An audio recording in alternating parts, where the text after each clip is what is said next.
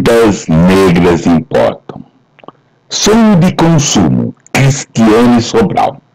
Se você me quiser, vai ser com o cabelo trançado, exposta na ponta da língua, teste de HIV na mão. Se você quiser, desliga a televisão, leia filosofia e decore o Kama Sutra. Muito bem. Se me quiser, esteja em casa, retorne as ligações e traga as flores. Não me venha com essa teoria sobre ereção ou centímetros a mais. Nem sempre vou querer sexo. Nem sempre vou dizer tudo. Ou acender a luz. Posso usar ternos ou aventais. Qual a diferença? As noites serão sempre de intensa à luz de vela. Se você realmente me quiser, ouse digerir a contradição. Me ajude a ser uma mulher diante de um homem. Quem disse que seria fácil? Sonho de consumo, Cristiane Sobral.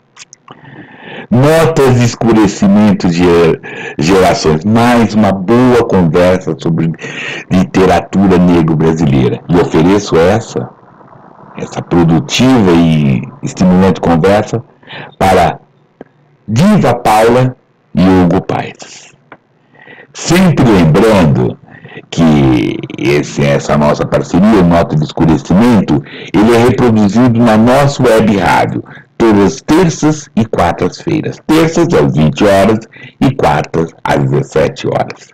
E agora eu vou chamar para o meio da roda Lara de Paula. Lara, por favor, venha, querida. Bem-vinda.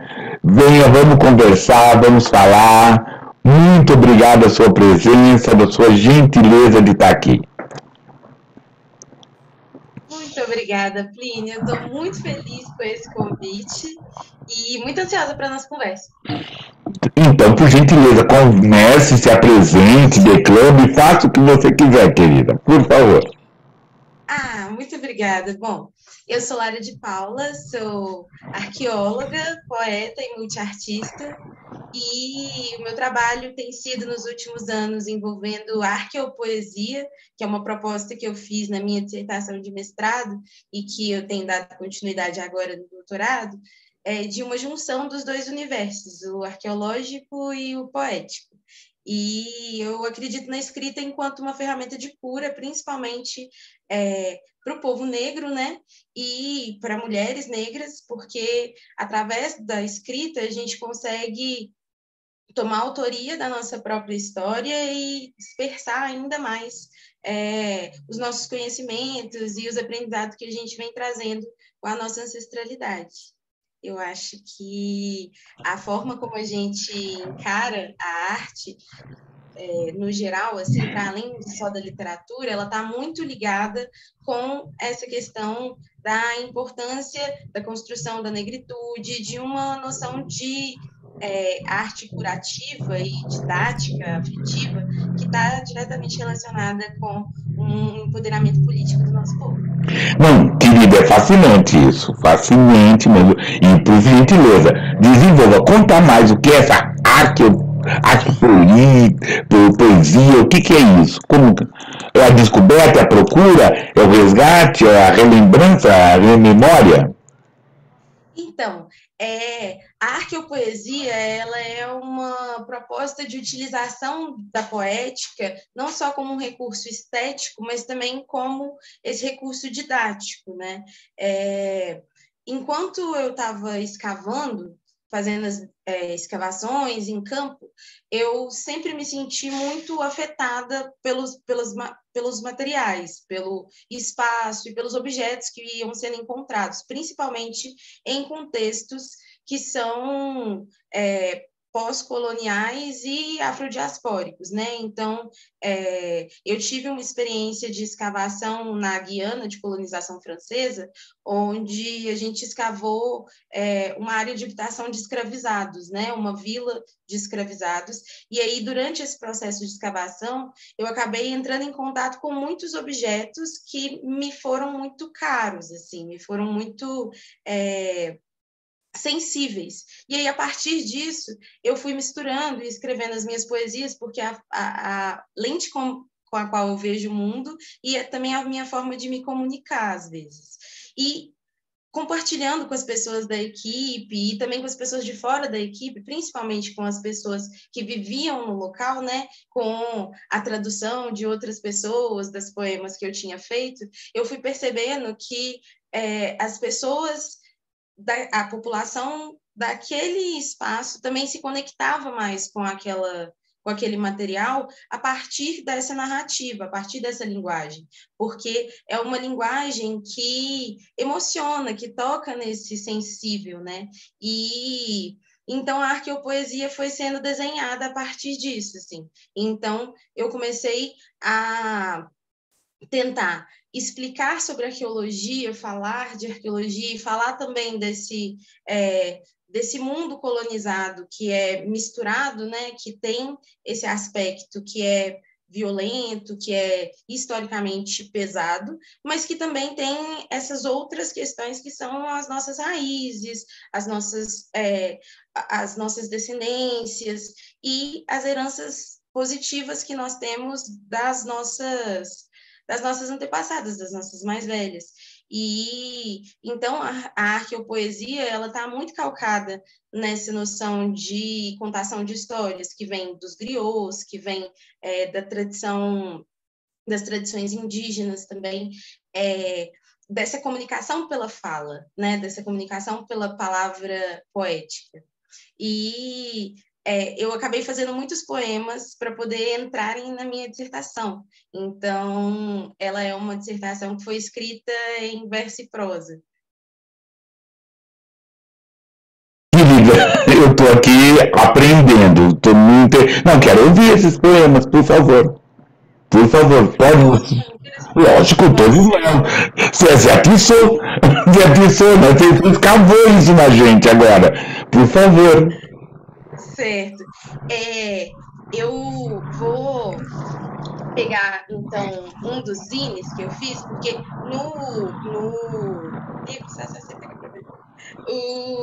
no meu trabalho final, eu apresentei, então, uma dissertação com o texto com as poesias intercaladas e eu fiz um zine para poder ir junto com a dissertação e para distribuir para as pessoas que estavam assistindo também, que se chama, né, Arqueopoesia, uma proposta feminista afrocentrada para o universo arqueológico.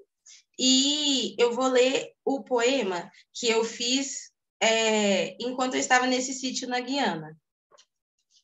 Eu me vi ali. Enxerguei os meus olhos no brilho das contas de vidro, as linhas do meu rosto na argila dos cachimbos, a curva das minhas bochechas no aro do anel. Eu vi o fio do meu cabelo no gume cego do facão e as rachaduras da minha pele nos cacos de cerâmica. Eu vi as juntas dos meus ossos em cada cabeça de prego. Ouvi o som do ranger dos meus dentes no tilintar do vidro partido. Na lasca de pedra, eu vi a angulação das minhas unhas. O arredondado de pedra do machado tem a curvatura dos meus quadris.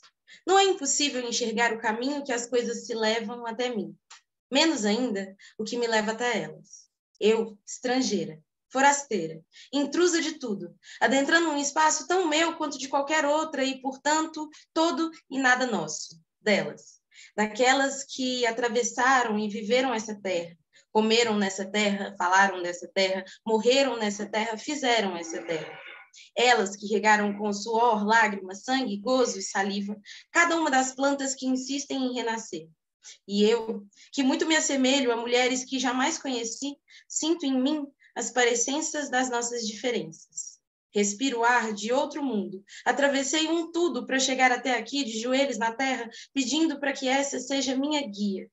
Vendo brotar por entre as raízes os rastros de existências presentes e ausentes, que tem me acompanhado dia a dia. Cada artefato é o espelho de algo, em si e em mim, também corpo artefato, e, portanto, espelho de algumas coisas. Às vezes eu sinto passar por mim a energia de outras, e já não são mais os meus olhos nas contas de vidro, ou as linhas do meu rosto na argila dos cachimbos, não são as curvas das minhas bochechas no aro do anel, e nem o fio do meu cabelo no gume do facão. Não são minhas as rachaduras na pele dos cacos de cerâmica, ou os ossos das juntas das cabeças dos pregos. Eu ouço o ranger de outros dentes no tilintar do vidro, e eu percebo na lasca de pedra a angulação de outras unhas, a curvatura de outros quadris no arredondado da pedra polida do machado. Não é de mim que esse lugar fala. E, no entanto, as outras e eu nos misturamos, porque cruzamos barreiras com a linha que nos liga, umas às outras, fazendo ser possível ver os nossos olhos, os nossos rostos, as nossas bochechas, os nossos cabelos, as rachaduras das nossas peles, os ossos das nossas juntas, o som do ranger dos nossos dentes, a angulação das nossas unhas, a curvatura dos nossos quadris, que, de uma forma ou de outra, sustentam o berço onde renasce o mundo e escorrem da mesma fonte que tudo pariu.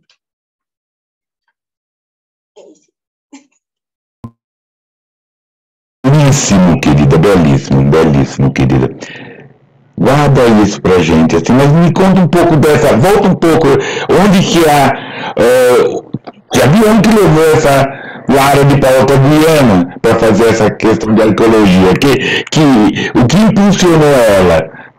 Ou tem esse olhar poético para essa história, que é muito poética, a arqueologia, porque é uma descoberta linda, muito boa.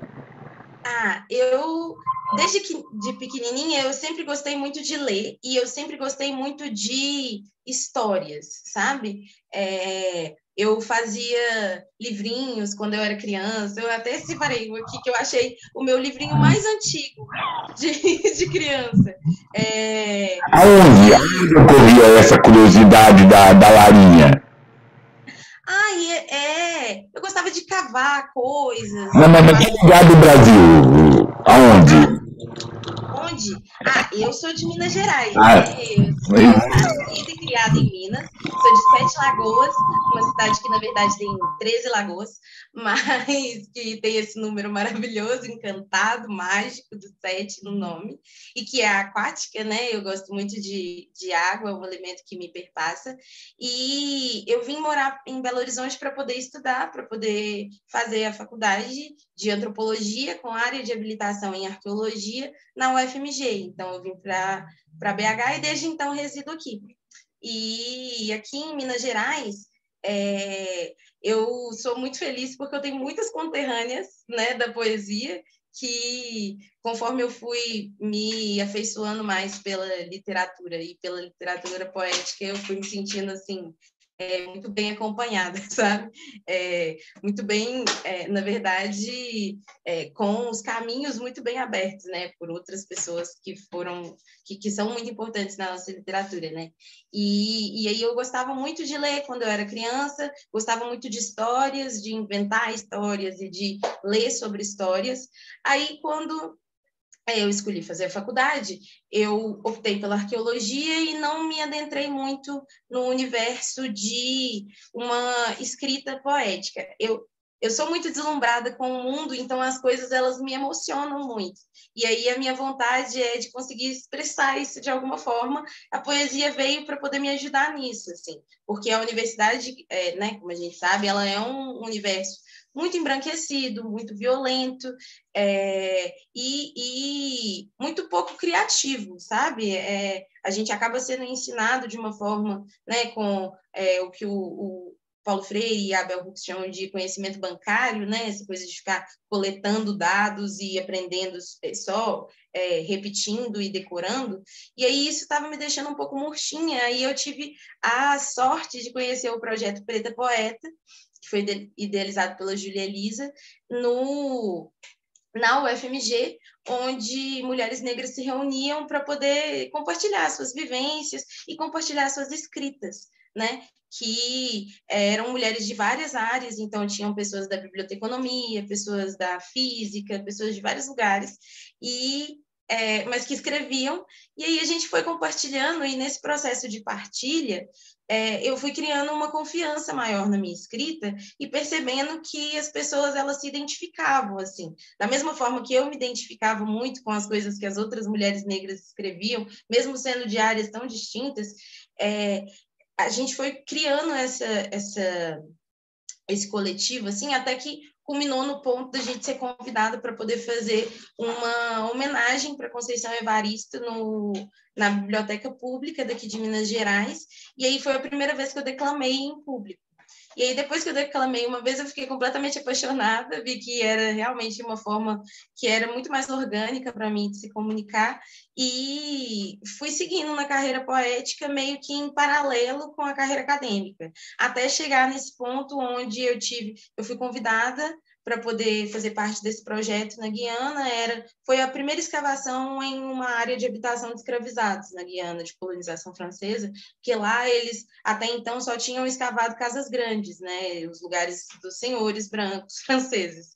E aí eu estava, à época, no mestrado junto com uma pessoa guianesa. E aí eu fui convidada para poder fazer parte dessa equipe, e aí lá a comunicação ela era muito difícil para mim, porque eu não falo francês, eu falo inglês, a equipe falava inglês, mas as pessoas elas falam francês e afro-guianês, né, que na França eles chamam de créole.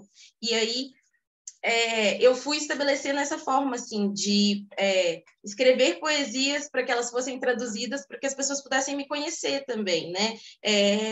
E entender como que eu estava vendo aquele universo, assim. E foi muito, muito satisfatório, assim, tanto de conseguir me comunicar, me entender com aquelas pessoas, mas também de sentir que aquele material ele não estava sendo tratado de uma forma com aquela neutralidade, a pretensa neutralidade científica que faz com que a gente olhe para as coisas de uma forma estática, mas que elas estavam dinâmicas, né? Porque elas em si estão contando histórias. Então, quando eu estou escavando e aí eu estou de guia e eu estou com uma guia de Exu e eu encontro contas de guia no chão das casas, aquilo me toca de uma forma que é muito única e que eu fiz o que eu pude para conseguir expressar isso com outras palavras para as outras pessoas que estavam lá e que não necessariamente compartilham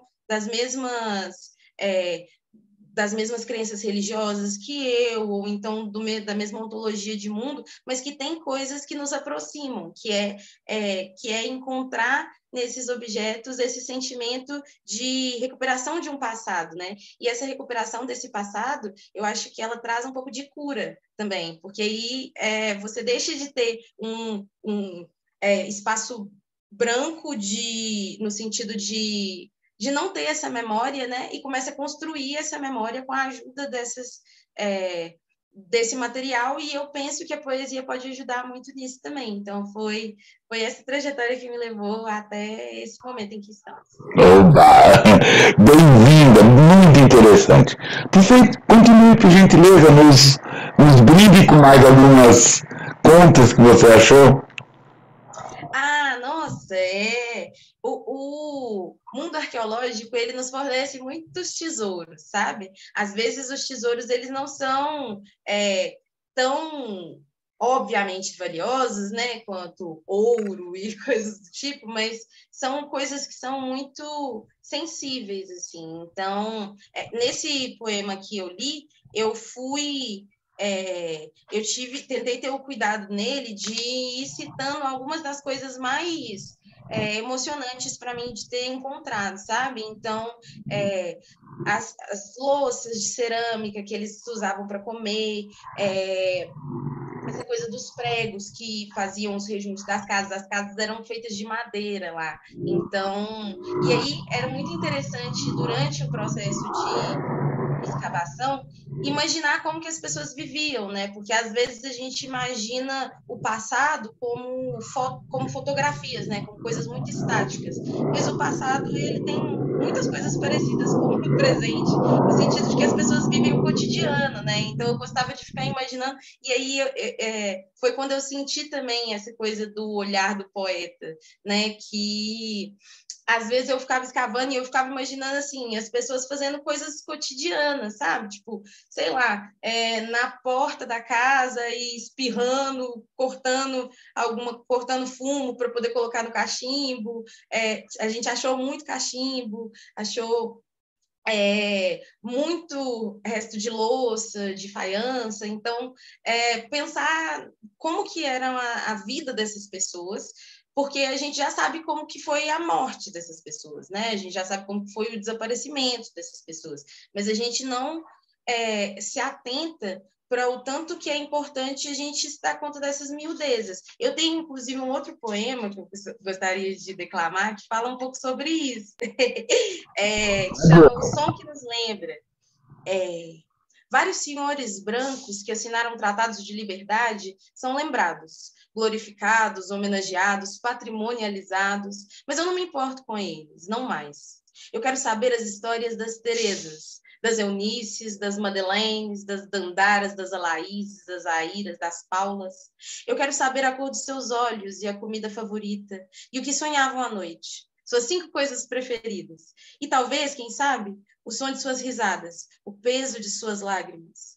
Eu quero saber quantos calos em suas mãos e a cor dos seus vestidos, a altura de seus cabelos e como eram seus espirros, o comprimento dos seus cílios e do que tinham medo à noite. Porque o que me deixa sem dormir não é como se libertaram, mas como existiram, como olhavam o mundo à volta, e se algum dia tiveram receio, como eu sei que tenho, de jamais serem lembradas. Porque eu não posso dizer que me lembro e nem garantir que alguém o faça. Porque documento nenhum paga ou apaga o crime hediondo de silenciar em si não só as feridas, mas as alegrias, as falas, as idas e vindas, os banhos de rio, o arrepio com o vento. O que foi tirado do povo preto não foi a memória do sofrimento. Esse nos acompanha no dia a dia. Sentimento de banzo, labuta que não finda. O que nos arrancaram com maestria, a maior lesão que nos dão em morte é eliminar aquilo que fomos em vida. É não saber da existência de nossos reis e rainhas, tatetos e mametos, babás e iaiás, dindos e dindas. É sermos incapazes de contar histórias, anedotas, pequenas parcelas de vivências contínuas. Corações pulsantes, pulmões respirantes, bocas famintas e entupidas de presença, vigor, energia. Ser preto é um eterno estado de poesia. E se em cada ser humano reside um mundo em movimento, meu único desejo é que se quebre o silêncio. Meu povo fala há muito tempo. É preciso que escutem a sinfonia.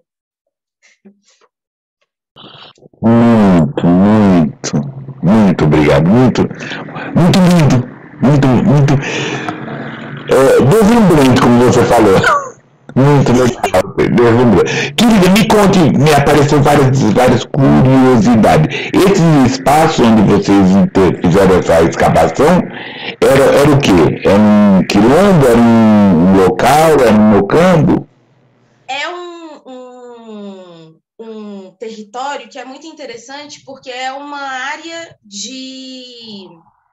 foi uma área de preservação ambiental que é também um território indígena atualmente. Então, a Guiana, a França não faz censo, né? Então a gente tem estimativas oculares, né?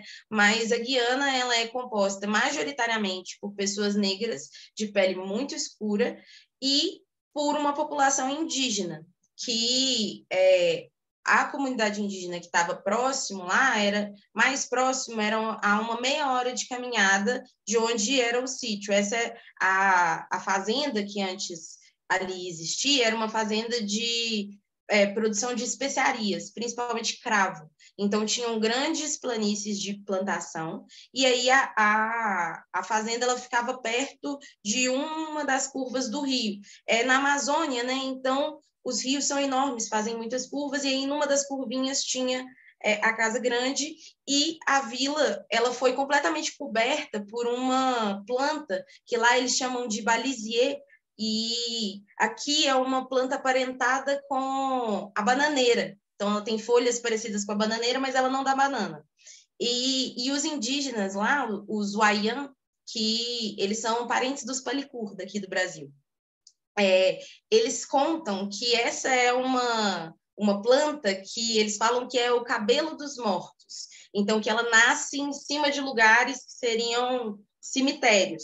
Os Wayang, eles não gostam de ir nesse território, eles sentem que a energia desse território é muito pesada. Então, é um território que eles têm horário, até um certo horário, onde eles podem passar por perto para caçar. Eles passam, às vezes, para caçar, mas, no geral, era um território que estava bem coberto com essas plantas. E aí, a pesquisa que foi feita lá foi uma pesquisa de doutorado de uma pesquisadora, Elizabeth Clay, dos Estados Unidos, que conseguiu uma parceria com o governo francês e conseguiu financiamento para fazer a escavação. Então, era uma equipe pequena, fomos 6 pessoas escavar, e foram 2 expedições, né? Então, durante os anos de 2018 e 2019, que foram os anos em que eu estava fazendo o meu doutorado, e o meu mestrado, perdão. E aí, então, as pessoas que viviam na cidade mais próxima, que era 1 hora, porque era meia hora de barco e depois meia hora de caminhada até chegar no sítio. A cidade mais próxima é a cidade de Ruhá, que tem essa população majoritariamente negra, de pele muito escura, que sabia que tinha tido uma fazenda ali perto, as pessoas falavam muito de uma outra fazenda, mas é isso, para visitação, lá na Guiana, essa fazenda mais famosa, tinha apenas a Casa Grande. Onde era a senzala, tinha virado o estacionamento do sítio. Então, as pessoas... e lá tem esse costume de se falar que a escravidão lá foi mais branda, porque não foi tão violenta quanto foi no Brasil. Mas que a gente sabe que não é uma verdade, porque, assim, a escravidão, ela é violenta, né? A premissa dela é, inclusive, a violência. Então, foi muito interessante, porque a gente começou a fazer um sistema de visitação no sítio, por exemplo. Uma vez por semana, onde a gente convidava as pessoas da cidade, colocando cartazes e chamando as pessoas na casa, porque é uma cidade muito pequena. A Guiana Francesa toda tem menos pessoas do que Belo Horizonte. Então, todo um país, né, da extensão mais ou menos do estado do Amapá, com um contingente populacional menor do que o de uma cidade, né? E aí as coisas são muito espaçadas, tem poucas pessoas, então a gente conseguia levar as pessoas de barco até lá. E aí a conexão que foi sendo feita, que a gente viu as pessoas fazendo, sabe? Algumas pessoas levaram instrumentos musicais de percussão, fizeram uma percussão, teve um contador de histórias que foi lá fazer uma celebração também, pedindo licença aos ancestrais. A gente conseguimos, através do registro dos nomes das pessoas, né, dos registros com os nomes das pessoas escravizadas que haviam sido libertas naquela fazenda, né? E aí a gente fez uma placa com todos os nomes, colocou antes do sítio tem um bambuzal. A gente colocou no bambuzal para poder, onde a gente pedia licença para entrar, pedia licença para sair. E eu acho que todas essas questões, elas estão muito ligadas com não só com o respeito ancestral, mas com essa poética que eu acho que há, poética curativa, né, de se entender que os espaços estão vivos, né, que as coisas estão vivas, que elas emanam energias, que tem um impacto e que a forma como você conduz as coisas, independente da sua crença, ela vai estar diretamente relacionada com o significado que vai ser atribuído tanto ao espaço quanto aos objetos, né? Então, a gente foi percebendo que o respeito que a gente gostaria de dar e que a gente tentou dar para aquele ambiente, ele também era... as pessoas daquele lugar, elas tinham um respeito muito grande e quando elas viam que a gente estava tendo esse cuidado, isso trazia uma emoção e atentava também para essa questão de assim, olha, com esse cuidado que a gente esse cuidado que a gente quer ter com o seu passado, porque a gente entende que o seu passado ele é muito relevante como o nosso passado e que ele está conectado também, né?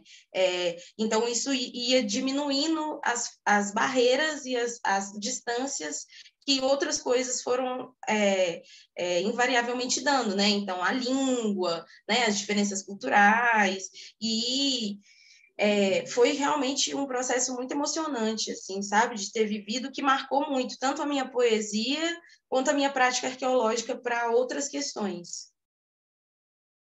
Muito, muito instigante. Esse você vai ter que uma hora falar, recontar essa escavação dessa história toda.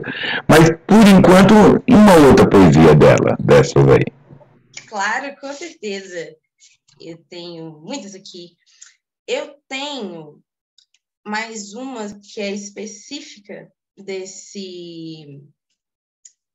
escavação, porque, aliás, dessa escavação específica, não, mas eu tenho uma que foi feita junto com essa escavação, que também foi inspirada por uma outra poeta, Andresa Xavier, que é a 2E, poesia, que é daqui de BH, e que é isso, assim, eu estava lá e me comunicando com as minhas amigas daqui, e aí a gente conversou muito, e a gente estava lendo várias coisas parecidas, então, assim, na época eu estava lendo a Grada Quilomba, que é uma autora que me emociona muito por ser uma autora plural também, que também é poeta, que também é cientista, e ela tem um texto que chama Enquanto Eu Escrevo, né? Uma poesia muito bonita que inspirou a Andresa a escrever uma poesia que começa com Por que escrevo?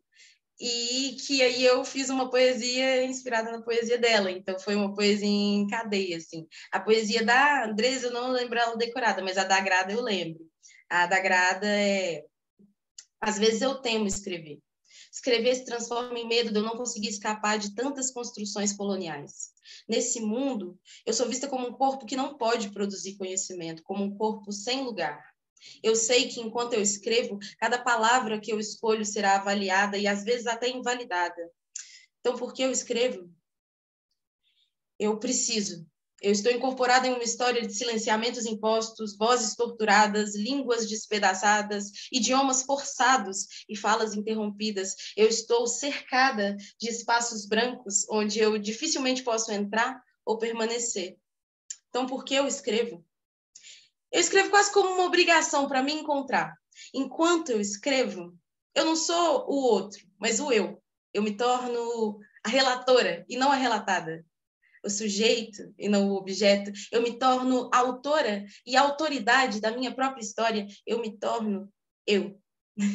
E o poema que eu fiz, inspirado no poema da Andresa, que também é inspirado nesse, começa com Por que escrevo também, que é Por que escrevo? Eu escrevo para não andar sozinha. Eu escrevo porque eu acho linda a cor da noite, mesmo com menos melanina. Escrevo. Escrevo para entender por que nos fecham tantas portas, mas abrem sempre a saída de incêndio para dentro do vespeiro, acertando em cheio o uniforme do menino negro. Cadê? Onde foi parar o reconhecimento de que tudo nessa terra foi construído com suor e sangue preto?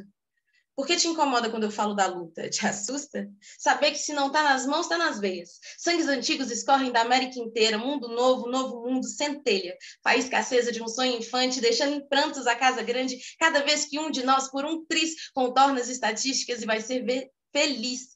Gira as engrenagens desse mundo algoz, tem voz, vem de peito aberto e olha no seu olho, cospe no seu prato de ouro e te diz sem medo, eu não vou te servir. Parece piada, né? Aqueles que sempre foram deixados por último, os que só são lembrados em túmulos, de repente dizendo, peraí, mas peraí, de repente não. Talvez só agora você tenha percebido, mas é de muito tempo que se ecoam os gritos, gritaram nos negros e nós resistimos, cansamos de ser alvo desse precipício, de querer albas nossas peles, te digo. Cada um aqui tem na luta um ofício, eu não me envergonho desse sacrifício, só estou correndo atrás do prejuízo que deixaram os meus sem nenhum indício de como poder voltar ao início, quando éramos realeza. Para nós, quero comida farta para pôr na mesa, ser chamada de alteza, e que desfaçam de vez essa tal certeza de que preto só é pobre ou ladrão, ou só sai na imprensa, arrastado ou baleado, sufocado ou no enquadro, na sarjeta, muita treta, mas não desiste, preto. Não desiste, preta, porque pode ser estreita, mas vamos um a um rompendo essa barreira e nos entenda. Eu nos quero livres, sem eira nem beira, as dezenas, sem fronteiras. É isso. Não, e é um é uma constatação, né? Todos que nos ouvem, nos assistem, que tá tendo, é aquela constatação assim que nós, quando fomos tirados para a África e fomos levados para Guiana, para lá, para cima, e alguns até que ficaram, a gente passa pelas mesmas coisas, né? O primeiro poema eu não vi diferença do segundo poema e não é o mesmo poema, e é uma coisa que a gente se vê. Eu vejo as nossas pretas, eu vejo os nossos pretos aí, nessas coisas todas, né? E isso é muito interessante, nesse espaço que a gente está falando do resgate, dessa questão da escavação, da arqueologia. É muito interessante isso, assim. Eu gosto de ver o quanto que essas coisas estão correlacionadas, porque é isso, assim, às vezes a gente acha que o mundo que as pessoas são muito diferentes da gente, né? E de fato as pessoas são plurais, mas existem coisas que são muito afins, né? E que tem muito a ver com essa trajetória que a gente tem, com esse evento histórico, né, com essa violência histórica que a gente sofreu, com esse banzo que a gente carrega, né, todos juntos, de certa forma, né, mesmo que em territórios diferentes, e eu acho que essas coisas nos aproximam, né? Quando eu ouço algo da Grada, a primeira vez que eu ouvi esse poema da Grada, eu chorei muito, porque dentro da universidade, eu não tinha muitos colegas negros dentro da arqueologia, quase todas as minhas amizades negras de dentro do curso foram para a habilitação de antropologia e não a de arqueologia. Então, eu me sentia muito solitária, assim, nas aulas, às vezes na forma de me posicionar, nas coisas que eu estava pensando. E aí, ter contato com essas outras pesquisadoras, essas outras palavras de afeto, na verdade, né, que são palavras duras, que são relatos que são difíceis de escutar, né, sobre essa solidão, mas que, quando são feitos, quebram esse teto de vidro, né, e esse silêncio, e nos aproximam, né, porque aí eu me vejo no texto de uma, e aí é bom ver que outras pessoas também se veem nesses textos, porque eu acho que o objetivo deles é isso, sabe? Eu tenho tentado, já tem um tempo, pensar que, assim, somos seres coletivos, então as minhas ambições, elas não são só minhas, elas são muito mais plurais do que só minhas, né? Elas são as ambições também dos meus antepassados, e elas são ambições que podem estar a serviço de uma luta que ela é uma luta coletiva, né? Que é uma luta política de todo um povo. Eu acho que a forma como a gente consegue conduzir isso com a poesia é muito potente, porque ela pode alcançar pessoas que, igual você falou, assim, né, tipo, extracontinentais, né, extraterritoriais. Isso mesmo, né? Isso é maravilhoso, essa poesia. E lembranças e constatações que você deu, que você fala, que é para que facilite esse nosso entendimento e facilita essa nossa postura. Não dá, não é um momento nosso, não vai ter outro momento nosso, de momento de relaxar, um momento de atenção, de gente buscar, de gente falar, de gente ouvir, de pausar, de refletir, mas esses são momentos ativos. A gente não pode dormir no ponto. A gente não pode dormir no ponto. Não pode dormir no conquistado, assim. Tem. Eu acredito muito que cada ação que a gente escolhe incorrer, ela pode ser uma ferramenta, né? Ela pode ser mais um tijolinho ali na construção que a gente está fazendo coletiva, né? Então, assim, se a gente escolhe ser arqueólogo, por que não ser arqueólogo e pensar numa prática afrocentrada? Por que não pensar numa prática política de uma prática que ela não é feita para a academia, que ela não é feita só pelo bem de uma ciência universal, mas que ela está diretamente engajada com a luta por novas adquisições e pela manutenção de direitos né?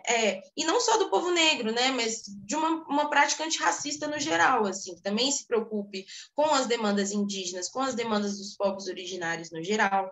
E se você vai fazer uma poesia também, é claro que a poesia ela pode ser contemplativa, ela pode ser, inclusive é um direito que nós temos, né? O meu o livro que eu fiz depois, né, com o auxílio da Lei Aldir Blanc, que foi o Nuvilinhas, ele foi um livro que foi de prosa poética, polvilhado com algumas poesias, que tem uma pegada muito mais contemplativa, assim, muito mais sobre reflexões do cotidiano, pequenas miudezas, mas que eu não me sentia autorizada a fazer, porque às vezes a sensação que eu tenho é que o que é esperado, né, enquanto produção de corpos negros, é sempre uma produção que está diretamente, que está referenciando diretamente as nossas lutas, né, e que não falam tanto das nossas outras pluralidades, assim, porque a gente também chora por outras coisas que não sejam só racismo, a gente também sorri por outras coisas, por miudezas do dia a dia, então, mas que esse virtuosismo que a gente pode atribuir para autores brancos, né, para autorias brancas, ele nem sempre é tratado com a mesma generosidade, eu acho, para pessoas negras. Então, eu gosto de pensar nesse balanço, né? E como que a gente pode aprender se divertindo, como que a gente pode transmitir conhecimentos ancestrais através da música, através da rima, através do ritmo, né? De coisas que movimentam, porque eu acho que está muito relacionado com a ancestralidade, esse movimento, né? Eu acho a poética, de uma forma geral, muito exúrica, sabe? Porque ela traz essa coisa de, assim, quando você está fazendo uma poesia, né, seja ela falada, seja ela escrita, você está mexendo com o seu corpo todo, né? Suas cordas vocais estão mexendo, e a ideia que se tem é que você também quer movimentar as coisas no seu entorno com isso, né? Então, acho que todas essas coisas me são muito caras, assim. Ótimo. E aí você já deu âncora para o seu segundo livro, pelo menos por esse seu livro contemplativo, que não é contemplativo, né? São de outras lutas, né? São de outras lutas. Conte dele, por De favor. outras lutas. São de Aí eu outras trouxe ele aqui também, o Nuvilinhas, o meu querido filhote, que foi, assim,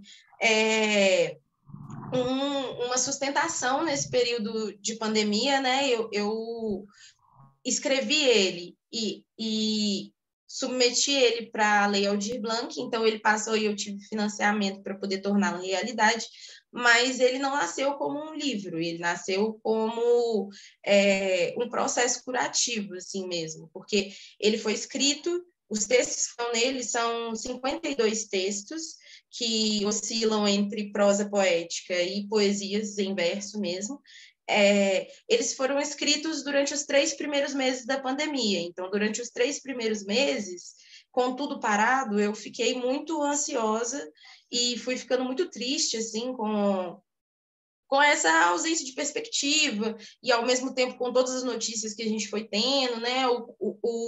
O confinamento, ele me deixou muito distante de tudo, assim, né? E aí a gente estabeleceu essa distância e eu acho que eu estendi o distanciamento de mais de 1,5 metro também para a escrita. Me afastei de mim, me afastei das coisas que me sustentavam e fui tentando recuperar, né? A partir dessa tentativa de recuperação de algum tipo de saúde ou de algum desanuviamento de pensamento, assim, que eu escolhi e decidi que eu ia fazer um escrito por dia, mesmo que fosse para poder falar só como que tinha sido o dia, ou como que eu me senti, alguma coisa que tenha acontecido, para que eu não perdesse o hábito também, né? Porque estava tudo parado, a universidade também tinha parado, a gente não tinha perspectiva de quando voltar. E aí eu fui escrevendo, eu fiz 170 relatos que foram depois enxugados para esses 52, né? Porque eu queria muito fazer um livro artesanal que fosse pelo meu afeto aos objetos, né, e a importância da delicadeza, das miudezas deles, eu queria muito poder estar presente em todo o processo de produção. E aí surgiu o Nuvilíneas, que é um neologismo que eu pensei justamente nessa coisa de quando eu estou muito ansiosa ou muito eufórica, me vem muitas linhas de palavras, sabe? Tipo assim, muitas nuvens de palavras.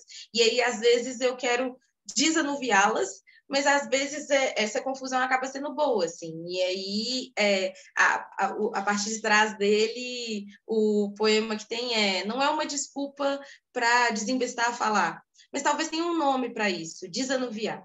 Espantar as nuvens mentais que criam ruído, eu trabalho apenas sobre tempestades. É que é tudo muito líquido sempre, para que eu me apegue a alguma solidez. E aí o livro foi tomando forma, assim, sabe? Foi se condensando, né? Até precipitar e virar essa nuvenzinha. Eu fiquei muito feliz com o resultado, porque eu também consegui unir nele a minha outra paixão artística mais latente, que são as colagens. E aí ele tem colagens de nuvens de linha e ele tem também essa colagem de abertura, que é o Exu com encruzilhada de nuvens, né? Onde ele abre esse caminho, assim. Para mim é uma divindade na qual eu sinto um grande afeto e consigo perceber também influências muito fortes assim na minha vida. Como que podemos adquirir o Nuvilíneas? E podemos adquirir o Nuvilíneas através de um link que tem no meu Instagram, @arqueopoesia, e ele também agora está em algumas lojinhas físicas independentes aqui em Belo Horizonte. Então, ele está no História Viva Presentes e também vai estar à venda no Afropub, que é também com essa temática específica mais para a temática da negritude. O História Viva Presentes é uma livraria que tem um sebo também e tem vários outros artistas independentes de BH e região. Mas para poder conseguir direto comigo e autografado, lá no link da minha bio tem um formulário, né? Então a pessoa faz a transferência via Pix ou, né, por transferência bancária, passa o comprovante e aí eu envio. Eu tenho enviado às sextas-feiras. Então toda sexta-feira tem nuvenzinha voando por aí. Então, perfeito. Então, como nós estamos fazendo nosso programa na sexta-feira, ela já enviou. Então, já, vão lá, façam suas inscrições, o Pix é fácil, essas outras coisas. Vou fazer um intervalo de Estante Preta, mas antes de Estante Preta, eu vou pedir uma poesia para você abrir essa. Por favor. Eba. Hoje eu vou ler o que eu quiser. Não vai ser o mais bonito, não vai ser o que você mais gosta, não vai ser o que mais interessa aos espectadores. Eu cansei de buscar o estrago, de querer o aplauso, de querer dar espetáculo. Eu tentei, mas não saiu uma linha rica. Eu fiquei sem dormir e me frustrei escrevendo. E saiu só isso. Esse texto é inconclusivo. Ele não veio para me agradar, ele me incomoda. Ele emana dos meus poros como uma revolução interna, me dizendo que o meu corpo se recusa a produzir algo de bom só porque eu espero dele, peixes gordos, encardume, cheiro de maresia. Hoje a barraca está fechada, eu não abri a peixaria, hoje só tem ninharia. E não pense que eu estou amarrando micharia, não é isso. É que nem só de grandes obras vive a poeta ou a poesia. Ótimo. Então, esse intervalo, vamos fazer um intervalo para nós entrarmos no nosso Estante Preta.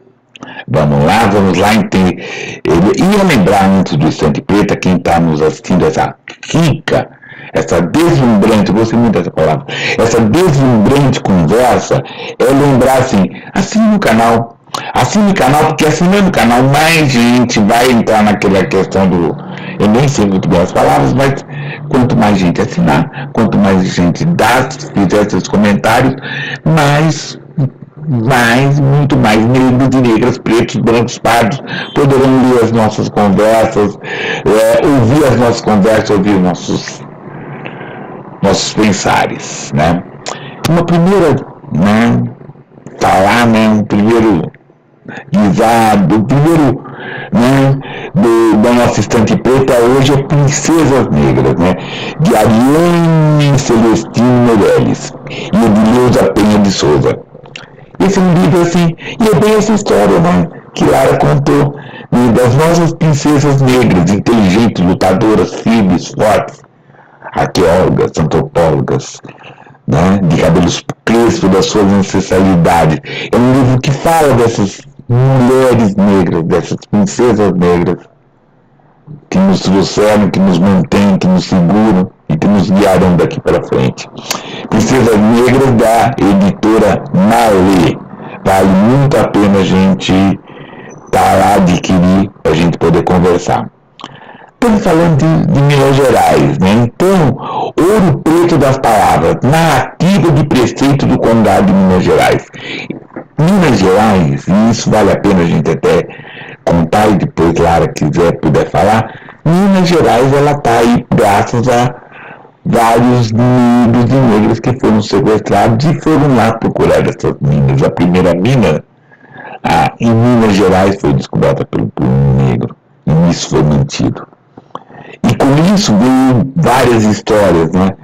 Durante esses sequestros conseguimos reter, conseguimos segurar várias histórias, várias danças e várias transformações. Então esse livro une narrativas que transitam entre a mitologia e a historiografia, né? Registrando experiências vividas em Minas Gerais. Ouro Preto da Palavra, narrativa de preceitos do Condado em Minas Gerais, editora PUC Minas. Por fim, esse livro, né, tem o download gratuito da Casa Sueli Caneiro, é uma orientações, palpites, sugestões, acervo de ideias, memórias, né, de uma boa discussão, né, dessa questão, né. Foi um primeiro ciclo, né, que constrói, como se constrói esses projetos de memória, né?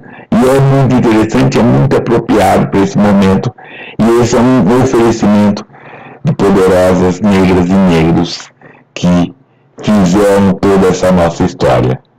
E agora a gente continua com Lara de Paula, né, contando sua trajetória. Perfeito, então você produziu esse seu filhote no domingo, mas você tem transitado por outras coisas, por outros caminhos. Nos conte esses outros caminhos.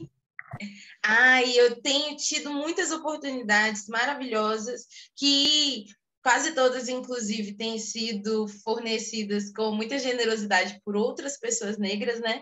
E uma delas foi o meu outro filhote, Por um Fio, que é uma história em quadrinhos. Algo que eu nunca tinha imaginado fazer quando eu era criança. É claro que eu tinha e gostava, mas em vida adulta não imaginava que fosse ter a oportunidade de fazer, mas que foi feita com ilustrações do Will Hess, que é um ilustrador de São Paulo, e editada pela Quitembo Edições do Futuro, que também é uma editora de São Paulo e que é uma editora afrofuturista.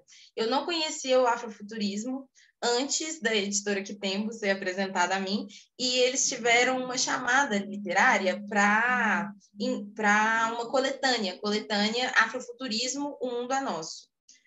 A segunda edição, que eles têm 2 edições, são coletâneas de contos afrofuturistas. Aqui no Brasil, a gente tem uma produção afrofuturista muito interessante, tem muitos autores independentes que trabalham com isso, mas ainda é muito pouco conhecido, muito pouco divulgado, e é um número menor de produções em relação às outras temáticas, né, que a gente tem aos outros nichos de escrita, né? Então, quando eles abriram essa chamada, eu fiquei muito empolgada, porque eu já conhecia algumas artistas afrofuturistas, né? A Zaika dos Santos, que é daqui de BH, e que tem um trabalho maravilhoso com afrofuturismo, e a Tabitha Rezaire, que é uma artista afrofuturista guianesa.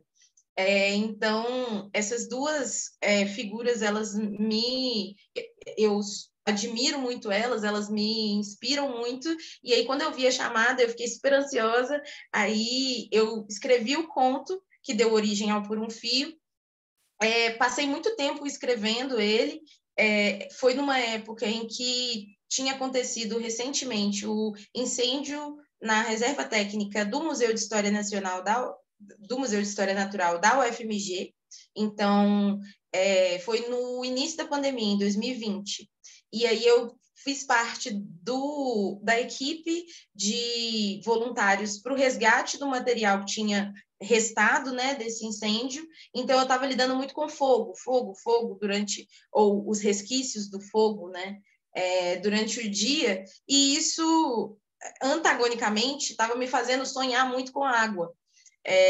Eu sou filha de Oxum, e aí, para mim, a água é um elemento muito presente, mas aí uma parte da história do Por um Fio, que se passa embaixo d'água, veio a mim em sonho. Então, eu escrevi, fiquei muito empolgada com a história, foi uma história muito afetiva, porque é um mundo distópico, onde, né, num futuro, onde as pessoas elas foram segmentadas em dois grandes grupos, que são dos pigmentados, todas as pessoas que eram racializadas, e os sem cor.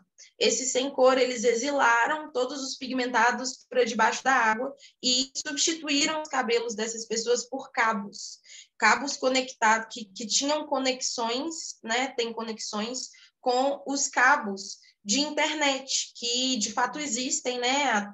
A nossa internet é o Wi-Fi e o wireless, ela na verdade ela é bem cabeada, né? Existem cabos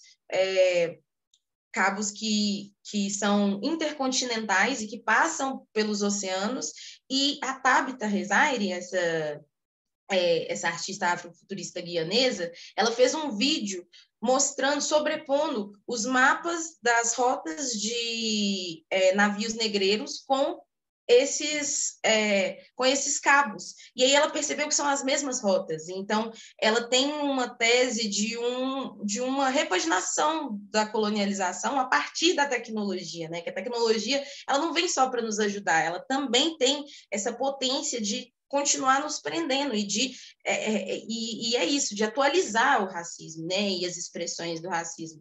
E aí, inspirado nessas informações, eu criei esse universo, e aí a história ela se passa com várias aventuras que estão relacionadas com esse ruir desse mundo, né? Que é uma mistura desse mundo novo com esse mundo antigo, né? E que está ruindo e que precisa ser reconfigurado. Dentro desse universo, as pessoas elas se conectam umas com as outras e elas criam e elas conseguem sobreviver embaixo d'água através da incorporágua, que é um processo de incorporação que se dá a partir de batidas rítmicas na água, que as ondas elas criam esse mini xirê assim, e aí a pessoa ela entra nesse estado de transe e consegue se comunicar com a divindade que seja afim à cultura dela, né? Porque todos os pigmentados estão embaixo d'água. Então, tem um mensageiro, tem uma entidade que faz essa intermediação, né? E ver quem é que está chegando para poder ver quem é que vai ser chamado. E, a partir disso, eles têm os aconselhamentos, além dos mais velhos que conseguiram sobreviver a esse processo de cabeamento. Então, eu tinha ficado muito empolgada com a história, tinha sido um negócio que eu demorei muito para poder construir, assim, e que eu senti que eu não estava nem construindo sozinha. E aí, quando veio o resultado do processo seletivo para o Afrofuturismo O Mundo é Nosso, o meu nome não estava lá. Aí eu tinha ficado triste, chateada, fiquei meio jururu assim com a editora. Falei, poxa, eu achei que a história estava tão boa e eles nem ligaram. Mas aí depois, alguns dias depois, o Israel, que é um dos donos da editora, me ligou, falou comigo assim, olha, a gente gostou muito do seu conto, a gente acha que ele é muito visual, que ele daria uma história em quadrinhos, você topa? E aí eu super topei, fiquei super feliz, eles me colocaram em contato com o Will, e aí deu esse resultado aqui maravilhoso, que pode ser adquirido no site da Quitempo, né? Ou então comigo também no meu link da bio do Instagram. E assim, só tenho a agradecer, porque agora a gente já entrou numa nova tiragem e está com o projeto de levar ele para as escolas públicas de São Paulo primeiro, e né, enquanto a gente tiver condição de tiragem, e expandindo para outros lugares também. Parabéns, parabéns, parabéns, querida. Foi por aí que eu entrei no Profico Mundo da Lara por causa desses quadrinhos, de uma divulgação aqui que a gente já teve, já passou. Querida, eu queria mais um poema seu, por favor. Com certeza. Eu vou falar um poema de água, então. Oba. Chove. Aqui dentro e lá fora. Chove. E não é necessariamente uma coisa ruim, eu gosto assim, eu sinto em mim. O barulho me faz lembrar o meu nome, enquanto seu nome some, eu me lembro de nós, os nós. Na água eu vejo refletido o nosso cheio vazio, o nosso ninho perdido, as nossas chances em vão. Os nossos sonhos ingênuos vão descendo com a água fria, mas eu não abandono eles, eu vou embora com eles. Eu bebo eles durante o dia, eu resplandeço sem agonia, eu me enxago. Eu me banho de luz nessa enxurrada, eu brinco de pular as poças na calçada, eu gosto do gosto que a chuva tem. Chove. Como há muito tempo não chovia, e essa chuva é resquício de ventania minha, essa chuva veio para me inundar. Chove. E é como se nunca tivesse ficado seco, é como se eu brotasse do lamaceiro, é como se eu só precisasse regar. Chover não é de todo escorrer tristeza, não. É desaguar o rio para nascer o mar. Lindo. Eu gosto desses momentos que aí, às vezes, é estratégia depois de fechar a poesia, esse silêncio para a gente poder, sabe, saboreá-la. Querida, estamos nos nossos momentos finais desse nosso programa. Ainda vou pedir mais uma poesia, se prepara essa sua de saideira, e a gente fazer uns informes, né? Principalmente nesse nosso próximo encontro, que é uma característica. Findamos abril, já vamos começar maio. Então, maio nós vamos ter Graça Marques.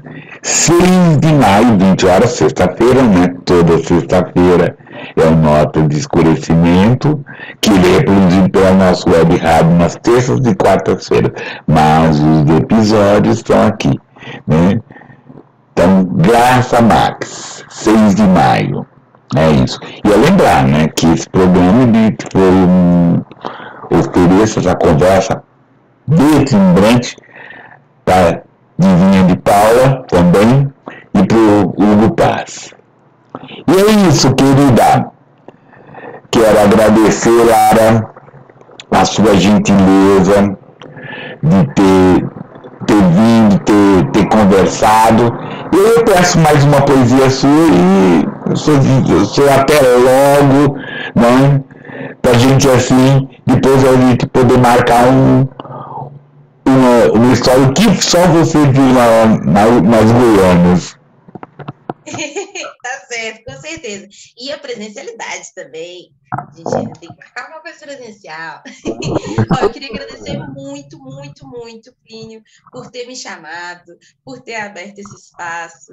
É sempre ótimo me comunicar, então eu vou encerrar a minha. Agradecer as pessoas que estão assistindo também, claro.